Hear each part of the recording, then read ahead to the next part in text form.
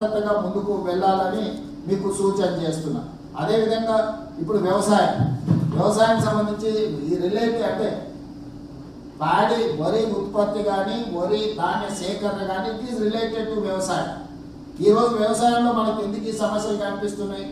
వర్షాలు ముందుగా రావడం వల్ల, సీజన్ ముందుకు జరగడం వల్ల మనం వేసుకుంటున్న ప్రణాళిక, అది ఎరువులు కావచ్చు, ఇథనాలు కావచ్చు, ధాన్య సేకరణ కావచ్చు, సీజన్ అడ్వాన్స్ అవ్వడం వల్ల మన ప్రణాళికలోనే కొంత మనం మార్పులు చేసుకోవాల్సి వచ్చింది. అందుకోసమే ఈరోజు అత్యవసరంగా మనం ఇక టెలికాన్ఫరెన్స్, వీడియో కాన్ఫరెన్స్ పెట్టుకున్నాం. దీంట్లో మీకు కలెక్టర్లు అందరూ కూడా విత్తన నిల్వలు చాలా వరకు ఉన్నాయి. ఎక్కడైనా మీకు లేదు అని అనుకుంటే ఇమ్మీడియట్గా దాని మీద పెట్టాలి. అదేవిధంగా యూరియా కూడా కొంత అంటే చాలా వరకు వచ్చింది. గవర్నమెంట్ ఆఫ్ ఇండియా కూడా కొంత మనకు అందించడంలో ఆలస్యం చేసి తక్షణమే గవర్నమెంట్ ఆఫ్ ఇండియాలో కూడా మనం ఇచ్చేస్తున్నాం. ఈసారి ఇప్పటికే వర్షపాతం 29 అధిక శాతం 29 29%